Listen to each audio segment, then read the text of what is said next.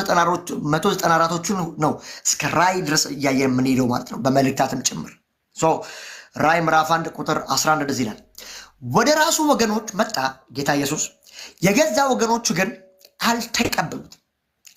ኦኬ እሺ፣ ለተቀበሉትና በስሙ ላመኑት፣ በስሙ ምን ለተጠመቁት ይላል፣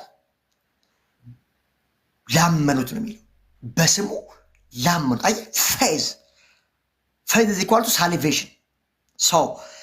ለተቀበሉት በስሙ ላመኑት። አየህ፣ መዳን በስሙ በማመን ነው። አንድ ጥቅስ አይደለም ሰጠ፣ 194 ጥቅስ ነው። ቁጭ በለ ሰማኝ።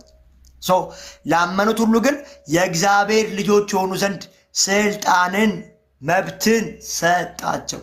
አየህ፣ የእግዚአብሔር ልጅ የመሆን ስልጣን የሚሰጥህ በስሙ በማመን ነው።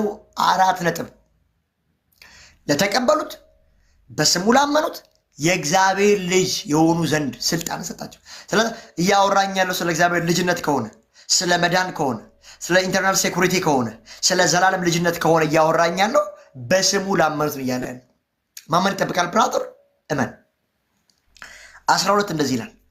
ጨረስን። ይሄን ዮሐንስ ወንጌል ምዕራፍ 3 እንሂድ። ዮሐንስ ወንጌል ምዕራፍ 3 ቁጥር 15። ይሄ እንግዲህ ሶስተኛው ጥቅሳችን ነው።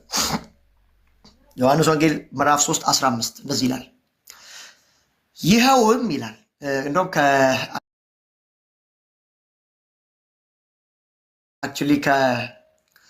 ከ14 ጀምሮ ላንብበው። ሙሴ በምድረ በዳ እባብን እንደሰቀለ የሰው ልጅም እንዲሁ ሊሰቀል ይገባዋል። ሙሴ የዛን ዘኍልቍ 23 ላይ እስራኤላውያኖች አመፁ።